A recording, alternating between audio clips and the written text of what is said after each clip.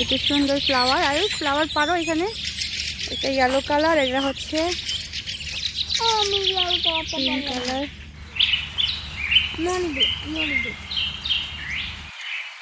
Good morning, আশা করি সবাই খুব ভালো আছেন আর আমরাও ভালো আছি। তো আজকে সকাল সকাল আপনাদের সাথে একটি ব্লগ শেয়ার করতে চলে আসলাম। আর আজকে খুব সকালবেলায় আজকে ইচ্ছে করলো আলুর পরোটা খাই, সেজন্য আলু প্রথমে সিদ্ধ করে নিয়েছি। এখানে ধনেপাতা কুচি, আলু, দেন গোলমরিচ, লবণ দিয়ে ময়দা দিয়ে আলুটাকে মেখে নিব।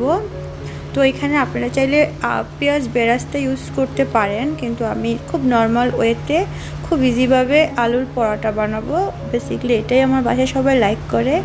তো সেই জন্য আলুটাকে ভালো করে সিদ্ধ করে নিয়ে মশলাগুলো দিয়ে মেখে নিয়েছি। এখানে অনেকে চাট মশলা ইউজ করেন, আমি এখানে গরম মশলা ইউজ করব, সেটা একেবারে শেষে। তো এভাবে রুটির যে খামি বানাই সেভাবে করে এই ডোটাকে করে প্রায় 10 মিনিটস রেখে দিয়েছিলাম। তো এখন ডোটাকে আমি মিক্সড করে দেন রুটির মতো করে বেলে নিচ্ছি। এটা দিয়ে আজকে সকালের নাস্তা হবে আলুর পরোটা। অনেকে চাইলে এটাকে অনেক মশলা ইউজ করতে পারেন, আমি এখানে ভাজা জিরার ধনিয়া এগুলো টেলে দেন ফাঁকি করে ব্যবহার করেছি, স্মেলটা খুব ভালো আসে সেজন্য। আর এখন বাটার দিয়ে দিলাম। অবশ্যই এখানে বাটারটা সবটা ইউজ করব না, বাটারটা গলে গেলে বাটিতে একটু তুলে রেখে দিয়েছি। দেন এই যে অল্প একটু বাটার, এটার মধ্যে রুটিগুলো ভেজে নিচ্ছি। আলুর পরোটা একটু আপনি চাইলে ঘি অথবা তেল দিয়েও ভাজতে পারেন, তো আমি এখানে বাটার ইউজ করেছি। এভাবে করে আলুর পরোটাগুলো আমার আয়ুষ খুব লাইক করে। বেসিক্যালি আমার সব কিছু আমার বেবিদের জন্য, তো বেবিদের পছন্দ মতো করেই বানানোর চেষ্টা করেছি। আপনি কিন্তু একেবারে অল্প তেল অথবা ঘি ইউজ করতে পারেন, তো আমি একটু বাটারটা বেশি দিয়ে দিয়েছি আমার বাচ্চাদের জন্য। এভাবে করে আলুর পরোটা ভেজে নিয়েছি। আর এখন বানাবো হচ্ছে দই চিকেন। দই চিকেনটা বেসিক্যালি আমি যেভাবে রান্না করব সেক্ষেত্রে আমি একদমই জল ইউজ করব না, যতটুকু কষানোর জন্য জল প্রয়োজন সেটাই, এক্সট্রা কোনো জল ইউজ করব না। সেজন্য এখানে প্রথমে তেলের মধ্যে দারচিনি, এলাচি, পেঁয়াজ কুচি, লবঙ্গ এগুলো দিয়ে দিয়েছি। আর পেঁয়াজটা নরম হওয়ার জন্য উপর থেকে দিয়ে দিলাম লবণ। সব কিছু দিয়ে পেঁয়াজটাকে একটু হালকা ভেজে নিব।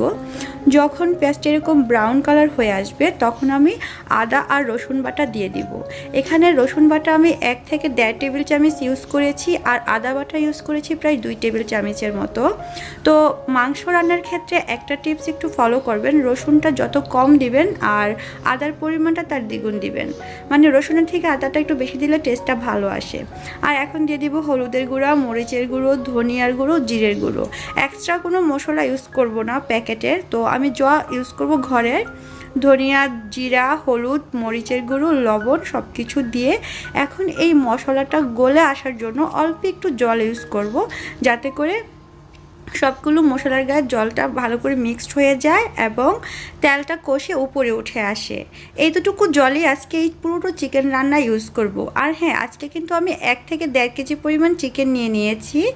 তো এই মশলাটা কষানো হয়ে গেলে আমি চিকেনটা দিয়ে এটার মধ্যে ভালো করে ভেজে নিব। যেহেতু আমি দই চিকেন রান্না করব সেজন্য আমি এক্সট্রা কোনো জল আর ইউজ করব না।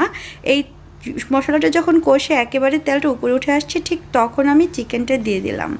আর চিকেনটা দিয়ে ভালো করে ভেজে নিব, কারণ চিকেনের গায়েও কিন্তু অনেক সময় জল থাকে, সেটা যেন শুকিয়ে যায়। চিকেন রান্নার ক্ষেত্রে যত কষানো হবে ততই কিন্তু টেস্ট হবে। আর এখন দিয়ে দিব দই। তো দইটাকে আমি একটু ভালো করে মিক্স করে নিয়েছি, নাহলে কিন্তু দইটা দানা দানা থাকবে। আর আজকে এই চিকেন রান্নাতে দইটাই হচ্ছে মেন উপকরণ, কারণ এই দইটাই কিন্তু একটা সময় এভাবে ভাজতে ভাজতে জল ছেড়ে দিবে। যেহেতু ফ্রিজ থেকে নিয়ে আসা হয়েছে, তো এই দেখেন জল কিন্তু ছেড়ে দিয়েছে এবং এই কষানোটার মধ্যে আজকে চিকেনটা রান্না হবে। আর এই দইয়ের গায়ে যে জলটা আসছে এটার মধ্যে চিকেনটা আমার সিদ্ধ হবে। এক্ষেত্রে চুলার ফ্লেমটা একেবারেই কম করে দিব, যাতে করে চিকেনটা সিদ্ধ হয়ে আসে এবং চিকেনটা খুব মাখা মাখা হয়। সেক্ষেত্রে এখন আমি দারচিনি এবং এলাচি গুঁড়ো দিয়ে দিলাম, আর দিয়ে দিয়েছি কাঁচামরিচ ফালি। আর আমি ঝালটা একেবারেই কম ইউজ করি, যেহেতু আমার বাচ্চা ঘরে ওরা ঝাল খেতে পারে না। তো দেখেন কষানোর মধ্যে কিন্তু চিকেনটা প্রায় রান্না হয়ে গিয়েছে, একদম সিদ্ধ হয়ে গেছে। এখন আমি আলু ইউজ করলাম, আলুটা আগে থেকে ভেজে নিয়েছি, তো আলুটা গলে যাবে সে কারণে সবার শেষে আলুটা ইউজ করলাম। এখন সব কিছু মিক্সড করে প্রায় 5 মিনিটের জন্য আমি ঢেকে রেখে দিব। 5 মিনিট পর দেখেন একেবারে মাখা মাখা হয়ে গিয়েছে চিকেনটা। এখন এখানে কিন্তু তেলের পরিমাণ একেবারেই কম ছিল, প্লাস দই ইউজ করা হয়েছে, তো ফ্যাট মুক্ত। তো এই তো আলু পরোটা দিয়ে দই চিকেন খেতে কিন্তু দারুণ লাগে। আপনারা অবশ্যই এভাবে বাসায় ট্রাই করে দেখবেন। আজকের রেসিপিটা কেমন লেগেছে অবশ্যই জানাবেন। ভালো লেগে থাকলে লাইক করবেন, কমেন্টস করবেন। আর যারা ফেসবুক পেজ থেকে দেখছেন তারা একটা ফলো করে দিবেন আমার পেজটাকে। আর যারা ইউটিউব থেকে দেখছেন প্রতিনিয়তের মতো বলছি, প্লিজ ভালো লেগে থাকলে সাবস্ক্রাইব করে পাশে থাকবেন। আজকের মতো এখানেই বিদায়।